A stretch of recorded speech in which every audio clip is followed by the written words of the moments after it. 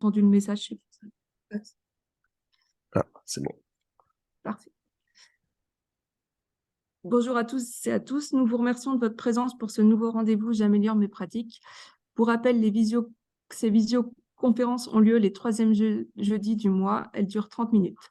Ce projet est porté par le comité de l'évaluation, la coordination générale des soins et la direction qualité, et dont le but est de partager les résultats et surtout les propositions d'action d'amélioration issues d'évaluations conduites au CHU dans vos services, vos pôles ou à l'échelle de l'établissement.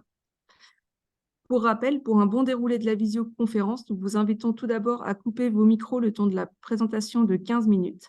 Et ensuite, nous vous laisserons la parole pour pouvoir répondre à vos questions. Vous pouvez aussi partager vos questions dans le chat si vous ne souhaitez pas prendre la parole. Nous vous rappelons qu'en plus de pouvoir suivre ces visios en direct, chaque visio est enregistrée et mise à disposition sur la chaîne YouTube du CHU. Vous pouvez retrouver le lien dans chacune des invitations aux voix dédiées. N'hésitez pas à vous renommer aussi sur Zoom pour que nous puissions établir la liste des participants. Et on vous remercie de prendre quelques minutes à la fin de la visio pour répondre à un questionnaire de satisfaction qui apparaîtra quand vous éteindrez le Zoom. Je laisse maintenant la parole au Dr Lorraine Cobert et Alexandre Dos Santos qui vont vous parler d'une étude réalisée portant sur la gestion périopératoire du risque infectieux en chirurgie urologique pédiatrique. Bonjour à tous. Donc, je vais vous présenter ce travail qui a également été mon travail de thèse qui concernait la gestion périopératoire du risque infectieux en chirurgie urologique pédiatrique. Et donc, pour vous expliquer un peu le pourquoi de ce travail, je vais vous présenter quelques éléments de littérature. Donc, tout d'abord, il faut se poser la question de pourquoi on utilise des antibiotiques en chirurgie urologique pédiatrique. Premièrement, parce que la chirurgie urologique, c'est une chirurgie à risque de complications, et notamment de complications infectieuses. Et lorsque l'on regarde cette étude observationnelle américaine sur 2000 enfants, la chirurgie urologique qui est au bout de la flèche bleue, c'était la chirurgie qui était le plus à risque pour le développement d'infections urinaires post-opératoires. Après, pour rester assez bref, on peut également s'intéresser à ce qui se passe lorsque les urines d'un patient opéré, et dans notre cas d'un enfant, sont colonisées ou infectées avant une intervention. Et dans cette étude cas témoin, qui inclut à la fois des adultes et des enfants, il semble y avoir plus de complications chez ces patients, plus de complications infectieuses, mais également de complications non infectieuses. Donc, pour diminuer les complications, on utilise de façon quotidienne les antibiotiques en chirurgie urologique pédiatrique, soit pour prévenir l'infection en utilisant une dose d'antibiotiques au cours de l'intervention, dans ce cas-là on parle d'antibioprophylaxie, soit pour traiter une colonisation ou une infection urinaire préexistante, dans ce cas-là on parle d'antibiothérapie. Ainsi, c'est le premier élément d'une balance bénéfice-risque, et là on est du côté des bénéfices. Maintenant, comme tout traitement, les antibiotiques risquent de provoquer des complications qui sont nombreuses, et qui peuvent faire basculer cette balance du mauvais côté. C'est notamment le développement d'antibiorésistance, qui augmente avec l'utilisation des antibiotiques, et d'autant plus qu'on utilise des molécules de large spectre, la perturbation de certains microbiotes, et notamment le microbiome intestinal, et les allergies, et évidemment, je vais pas représenter ici, mais les coûts en termes de santé. Donc l'idéal, c'est de trouver cet équilibre sur la balance bénéfice-risque. Donc on a quand même envie de faire mieux en termes de gestion des antibiotiques et d'examens préopératoires, et notamment des ECBU. Et dans le domaine de la santé, il est assez fréquent de faire des états des lieux afin d'améliorer nos pratiques. Ça avait déjà été fait du côté adulte au CHU de Nantes en chirurgie urologique. Il s'était appuyé sur les recommandations professionnelles émises par la SFAR, qui est la Société française d'anesthésie et réanimation, qui s'appuie eux-mêmes sur des données de la littérature scientifique. Et nous avons décidé en 2019 de faire le même travail de réflexion en chirurgie urologique, cette fois pédiatrique. Or, chez l'enfant, il n'y a pas du tout de recommandation spécifique à la population pédiatrique sur ce domaine-là. Donc cette absence de consensus, ça a pu expliquer l'observation de pratiques professionnelles assez hétérogènes au CHU de Nantes lors de notre état des lieux. On peut citer plusieurs points importants de diversité des pratiques, notamment sur la réalisation de l'ECBU préopératoire, qui est l'examen cytobactériologique des urines. C'est l'examen qui est recommandé pour dépister la présence de bactéries urinaires avant une intervention. Il pouvait soit être réalisé à tort, pour certaines chirurgies qui n'en nécessitaient pas, ou alors, au contraire, des ECBU qui n'étaient pas réalisés, et donc on pouvait passer à côté de bactéries présentes dans les urines, et donc provoquer un surrisque chez l'enfant au cours de l'intervention. Il y avait également peut-être des confusions sur la distinction entre antibiothérapie curative et antibioprophylaxie chirurgicale, c'est pas tout à fait la même chose. Pareil sur l'indication et le choix de la molécule de l'antibioprophylaxie ou de l'antibiothérapie. Parfois on faisait des antibiothérapies à tort, ou alors on choisissait des molécules de trop large spectre. et également sur la constatation de pratiques non recommandées, notamment des ECBU réalisés au cours de l'intervention, et ça, on retrouve ça nulle part dans aucune recommandation. Et donc, notre hypothèse finale, c'était que la gestion des antibiotiques était peut-être sous-optimale, ainsi que celle des examens biologiques préopératoires au CHU de Nantes en chirurgie urologique pédiatrique, et qu'il y avait un potentiel sur-risque de complications et d'exposition inappropriée aux antibiotiques chez les enfants. Et donc toute cette réflexion a abouti à la rédaction d'un protocole de service de bonne pratique, qui a été rédigé en collaboration par une équipe de professionnels qui exerçaient tous en pédiatrie, d'anesthésistes, de chirurgiens et d'infectiologues. Et celui-ci reprend les recommandations adultes et essaye de les adapter à l'enfant, et adapte certains aspects aux spécificités locales du CHU. Donc je vais pas détailler tout le protocole en entier, mais je vais aborder des points particuliers au cours des résultats. Et une fois ce protocole rédigé, il nous semble important d'évaluer s'il était bien appliqué, et d'ensuite de rechercher des points d'amélioration pour améliorer son application. Et donc ça, il s'agissait en fait de notre travail. Donc l'étude qui a mené à ces résultats, c'est une étude du coup monocentrique sur le CHU de Nantes, observationnelle et de type avant-après, avec une période d'évaluation qui a été choisie pour la période avant, donc avant la mise en place du protocole, c'était l'année 2019. Effectivement, on n'a pas choisi l'année 2020 parce qu'avec la pandémie Covid, c'était assez compliqué au niveau du programme opératoire programmé. Et donc, on s'est dit que ça allait un peu perturber nos résultats. Le protocole, lui, il a été présenté aux équipes médicales et paramédicales en avril 2021, puis diffusé de façon officielle en juin 2021 aux équipes médicales et paramédicales. Et donc la période après d'évaluation, elle s'étend de juin 2021 à juillet 2022. La population concernée par l'étude était donc une population d'enfants de 0 à 18 ans, avec une chirurgie urologique programmée, et pas de chirurgie en urgence. On avait exclu toutes les chirurgies urgentes et également toutes les chirurgies qui ne nécessitaient jamais de CBU préopératoire. C'était toutes les chirurgies de la verge et du testis, et on avait également exclu certaines chirurgies très très spécialisées, qui de toute façon sont assez rares. L'objectif principal de l'étude était de montrer une amélioration des pratiques préopératoires, donc ça aboutit à un critère de jugement principal qui est composite, c'est-à-dire qu'il va regrouper plusieurs éléments: la bonne indication de l'ECBU préopératoire, la réalisation d'un ECBU, d'un deuxième ECBU si nécessaire, un délai de réalisation de cet ECBU fixé entre J-8 et J-10 de la chirurgie, ça permet de se laisser le temps de considérer correctement un examen lorsqu'il est positif, de mettre en place les antibiotiques si c'est nécessaire, etc. Et enfin, si il y avait effectivement un ECBU positif, une antibiothérapie à la fois adaptée, c'est-à-dire adaptée à l'antibiogramme du germe qui était retrouvé, et d'une durée supérieure à 48 heures avant l'intervention, afin d'être sûr de stériliser les urines avant d'y intervenir. Après, il y avait des objectifs secondaires, notamment décrire l'amélioration des pratiques pré- et opératoires, avec des critères de jugement secondaires qui composaient chaque élément du critère de jugement principal, c'est tous les éléments du critère de jugement principal composite. Le critère de jugement principal selon chaque type de chirurgie, et chaque élément de prise en charge opératoire, mais je vais en reparler un peu après. Donc les principaux résultats, déjà, c'est qu'on a pu quand même inclure pas mal de patients dans l'étude. C'était 156 patients dans le groupe avant et 151 patients dans le groupe après, avec des populations qui semblaient globalement comparables. C'était des enfants, l'enfant type, c'était un garçon de 4 ans qui était atteint très majoritairement d'une neuropathie malformative. La chirurgie la plus fréquente, c'était la cystoscopie avec injection de produits anti-reflux. Et pour la plupart des opérations, l'hospitalisation avait lieu le jour même. Maintenant, lorsqu'on regarde les principaux résultats de l'étude, c'est le critère de jugement principal qui était la conformité aux bonnes pratiques préopératoires. On voit qu'on est meilleur parce qu'on a une augmentation significative de 46 à 58%, ça correspond à la zone gris clair, avec une différence bien significative. Maintenant, lorsqu'on regarde un peu les éléments préopératoires dans le détail, tout d'abord la bonne indication ou la bonne non-indication de l'ECBU. On note qu'il n'y avait pas de différence significative pour l'un ou pour l'autre. Il est juste un peu intéressant de noter qu'il y avait quasiment 2 fois plus de CBU au cours de la période après. Il s'était réalisé dans 35% avant et 63% des cas après, et ce sans qu'il y ait de modification des conformités de l'indication. Sur le délai de réalisation de l'ECBU, hein, considéré comme conforme entre J-8 et J-10, là il y avait une différence très significative entre les deux périodes. Et sur la conformité de l'antibiothérapie préopératoire lorsqu'elle était nécessaire, là elle était probablement meilleure pour le choix de la molécule et sa durée d'administration avant la chirurgie. Maintenant, lorsqu'on regarde un peu dans le détail les molécules qui ont été utilisées pour l'antibiothérapie préopératoire, c'est purement descriptif parce qu'il n'y a pas eu de test statistique. mais il y avait peut-être une plus grande utilisation du cotrimoxazole, de l'amoxicilline et de l'augmentin, et un peu moins des molécules un peu plus exotiques, en tout cas large spectre, qui sont quand même moins recommandées pour ce genre de traitement. Et c'est assez cohérent avec les données écologiques de l'étude, parce que dans les ossubues préopératoires, on avait quasiment 40% d'Escherichia coli, et qu'on sait que les Escherichia coli sont quand même assez souvent résistants à l'amoxicilline, ce qui peut expliquer un peu l'utilisation assez importante de l'augmentin dans le groupe après. Bon, par contre, ça reste pas tout à fait les molécules qui étaient recommandées dans le protocole. C'était plutôt le Bactrim qui était proposé, puis la céfixime, et l'amox était assez peu évoqué.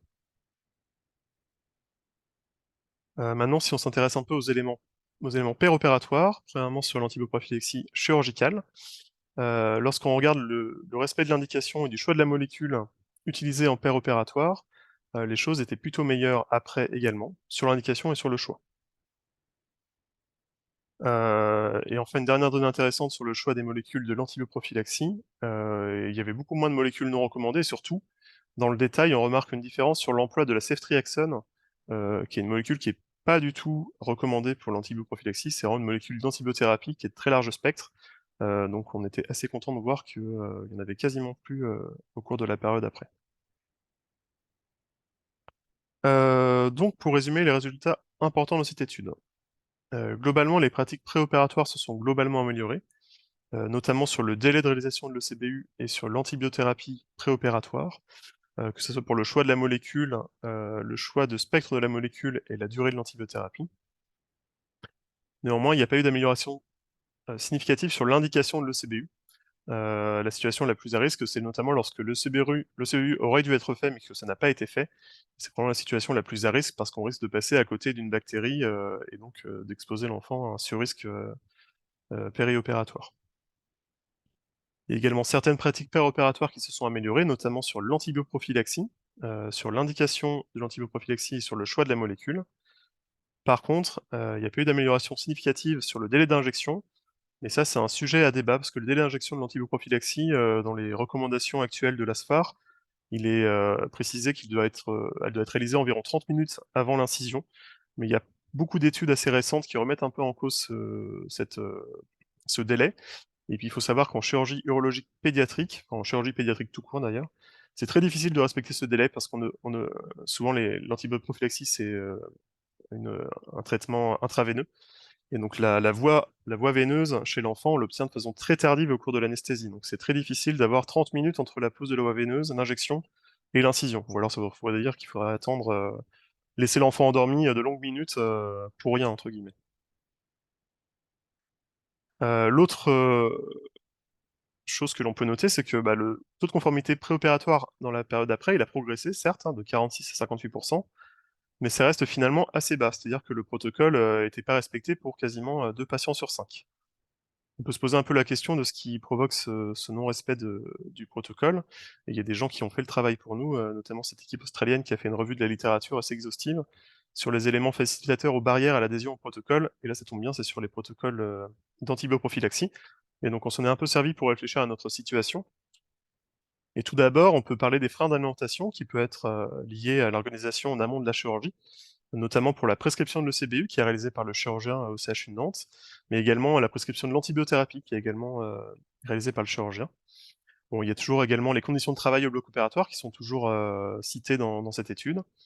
La formation insuffisante, alors ça vient peut-être un peu de nous parce qu'on a fait une présentation du protocole, on l'a diffusé de façon assez large, mais on l'a pas répété. On n'a pas répété la formation, mais on sait que les choses s'oublient assez vite. Surtout qu'au bloc opératoire et notamment en pédiatrie, le turnover de personnel, que ce soit médical ou paramédical, il est important. Et également beaucoup d'étudiants, que ce soit des étudiants en médecine, enfin des internes, ou des étudiants en IAD. Donc le protocole, même s'il était en salle et affiché au mur, peut-être qu'il pouvait être pas forcément respecté. Et également les connaissances et les croyances qui évoluent en permanence. Maintenant, sur les éléments facilitateurs de l'implémentation d'un protocole, on trouve quand même qu'on l'a diffusé de façon assez large, parce qu'il était disponible au bloc opératoire, sur le PC, on l'a diffusé par mail, bon globalement, on y avait accès assez facilement. L'audit and feedback, bah, c'est ce qu'on fait avec ce travail, hein. On regarde ce qui a fonctionné, ce qui n'a pas fonctionné pour pouvoir améliorer les choses. Et ensuite, il nous propose d'utiliser des outils, notamment les outils informatiques. Alors, c'est un peu le cas avec notre logiciel métier d'anesthésie, qui va rappeler automatiquement de bien faire l'antibio-prophylaxie lorsque elle a été cochée à faire sur la consultation pré-anesthésique. Bon, par contre, c'est pas non plus la panacée. Donc pour conclure, après la mise en place de ce protocole pluridisciplinaire, les pratiques préopératoires se sont globalement améliorées, certaines pratiques péropératoires également, et que ce soit avant ou pendant l'intervention, l'utilisation des antibiotiques était plus judicieuse.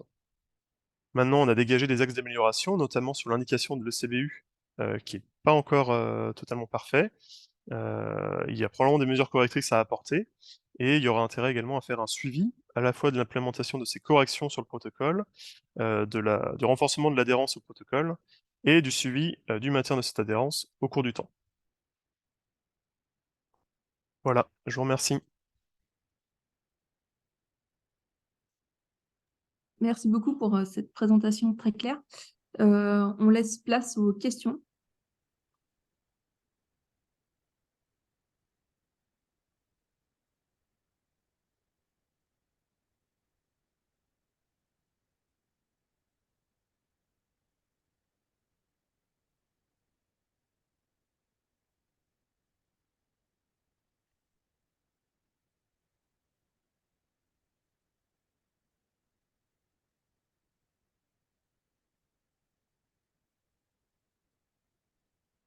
Alors, je sais pas, peut-être en attendant les questions. Du coup, c'est vrai que c'était une de mes questions, mais ça a été répondu à la fin. En fait, vous, la diffusion du protocole, ça a été un protocole écrit qui a été diffusé une fois qu'il a été écrit, c'est ça? C'est Par ça, tout à mail fait. ou En fait, par il a mail et été... bloc, mais il n'y a pas eu de, voilà, il y a pas eu de répétition. Non, Et, et est-ce que ouais, vous pensez qu'il y a peut-être une autre peut-être possibilité de s'améliorer de s'améliorer, peut-être de réussir à mieux faire accepter le protocole, peut-être en allant dans les blocs ou dans les pour le rappeler, pour je sais pas, vous avez des pistes là-dessus ou pas pour essayer c'est vrai de. qu'on en avait déjà discuté, notamment lors des questions de ma soutenance. C'est clairement la répétition du protocole, elle avait peut-être été insuffisante. Et puis, on en avait discuté avec les médecins anesthésistes, chirurgiens et pédiatres, qu'éventuellement on pourrait faire un peu plus de pédagogie sur la mise en place du protocole, parce qu'en fait, il y a deux choses. Il y a déjà la partie préopératoire. En fait, nous, en tant qu'anesthésistes, on a un grand rôle quand même sur la vérification de ce qui a été fait en amont, notamment est-ce que l'OCBE a été prescrit, et s'il a été prescrit, est-ce qu'on a déjà le résultat? Et si on a le résultat, est-ce que l'antibiothérapie a déjà été faite? Et ça, c'est pas systématiquement fait, probablement. Donc on a un grand rôle à jouer là-dedans. Et ensuite, sur apporter la formation aux équipes, bah, ça c'est vrai qu'on l'a peut-être pas suffisamment fait. C'est toujours difficile de trouver des moments pour répéter ce genre d'informations et expliquer même aux IAD et aux médecins d'anesthésie pédiatrique de bien vérifier que le protocole était su jusqu'au bout et de pas juste préparer la céphalosporine et de l'injecter sans se poser de questions. Ça, c'est pas forcément évident non plus. Donc non, il y a probablement un travail de répétition à faire maintenant qu'on s'est rendu compte qu'on s'est amélioré mais que c'est pas suffisant. Il y a vraiment moyen de faire mieux, je pense, sur ces points-là. Bonjour, je suis le docteur Hubersac, je peux me permettre de compléter le propos d'Alexandre, si tu es d'accord Alexandre? Oui, bien sûr. Donc on avait quand même fait initialement une présentation en staff pluridisciplinaire avec anesthésiste, infectiologue et chirurgien du protocole et il y avait 2 personnes qui étaient référentes. Il y avait Lorraine Cobert et moi-même pour, chacun dans notre spécialité pour accompagner nos collègues. Donc c'est vrai que on était là pour les accompagner pendant la mise en place du protocole et le protocole. Et l'évaluation a été faite juste après. Toi, Alexandre, tu as commencé presque juste après, donc c'est très bien, Mm. on a pu faire tout de suite. Mais c'est Ouais. vrai que bah, on s'est rendu compte grâce à ton travail qu'en fait, c'est assez long que les pratiques évoluent et s'améliorent. Mm. Et que, en fait, moi, innocemment, je pensais qu'en quelques mois, ça serait fait. Et en fait, il a fallu un peu plus de temps. Et tu as raison, vraiment, Mm. le rappel et le fait de faire de nouveau des présentations et des formations va aider à appliquer ce protocole et diminuer la consommation d'antibiotiques probablement. Mm. Bonjour, moi du coup Lorraine Cobert, j'ai participé à l'élaboration de ce protocole. Je voulais revenir sur la diffusion du protocole, comme tu l'as dit Thomas et comme tu l'as dit Alexandre, En fait, je pense qu'on a essayé de faire vraiment au mieux. On s'est tous réunis. On l'a affiché, on a pris le parti justement de l'afficher sur chaque poste d'anesthésie de salle d'opération. Et en plus, j'avais imprimé et mis sur chaque mur de salle d'opération. Donc, c'est difficile de faire mieux. Mm. On aurait pu faire des réunions, mais c'était vraiment à une époque où on était en sous-effectif au niveau de l'anesthésie et en fait, on peut pas faire des réunions tous les jours pour informer tout le monde. Donc, on fonctionne beaucoup par Mm. support en anesthésie. Et je ne sais pas comment on peut faire pour améliorer ça. Je sais pas si faire des réunions ou des petites présentations, ça améliorerait les choses, puisqu'en plus, ceux qui sont responsables, c'est globalement les médecins anesthésistes et chirurgiens. Donc, on était tous prévenus. Après, chacun se sent concerné par le problème. Mm. Bonjour, Après, en vrai, c'est une vraie discussion pour toutes ces études où on essaie d'implémenter des bonnes pratiques, où effectivement, les implémentations, comment dire, implémenter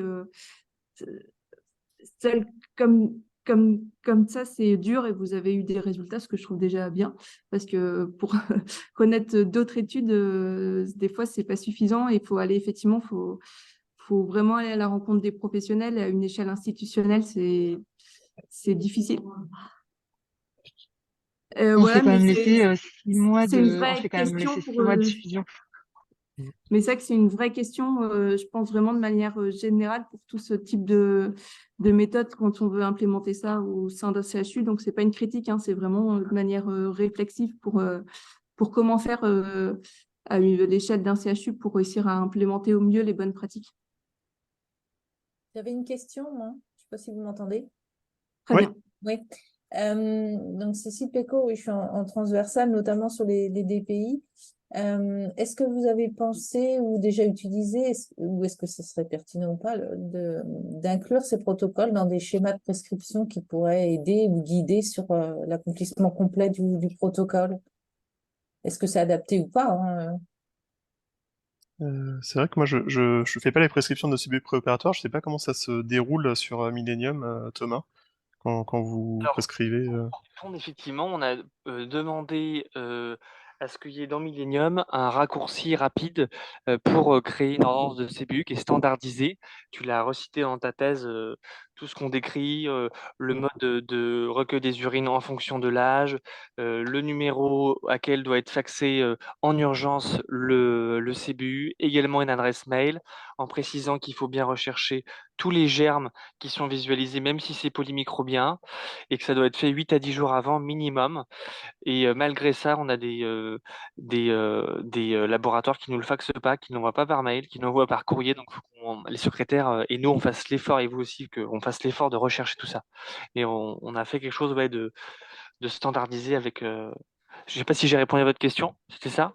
En partie, oui, parce qu'effectivement, vous parliez de l'antibioprophylaxie ou le traitement derrière, et ça, pour le coup, c'est prescrit dans nos outils en interne. C'est pas des examens, c'est pas des traitements qui sont mis en place en amont.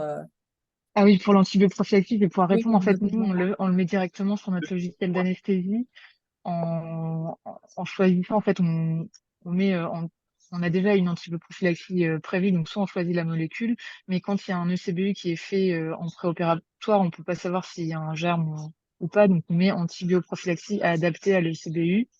Cet Ouais. ECBU, on le récupère au moment de la visite pré-anesthésique, qui est soit à J0, soit à J-1. Et en fait, la visite pré-anesthésique, elle est souvent faite sur papier. Ouais. Donc, on n'a pas forcément d'outils Mm. numériques à Ouais. ce moment-là. Ok. Donc, ça, je sais pas non plus si je réponds à votre question. Si. Pour le coup, vous décrivez vos organisations, donc oui, on voit bien que c'est compliqué de. Mm. On est Mm. bien sur. Ouais.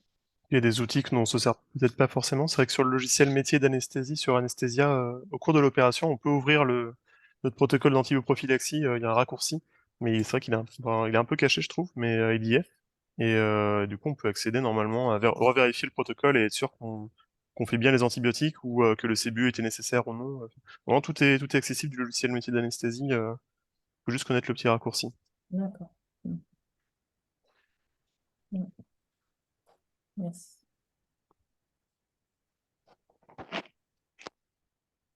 Je ne sais pas s'il y a d'autres questions ou d'autres personnes qui veulent intervenir pour les quelques minutes qui nous restent.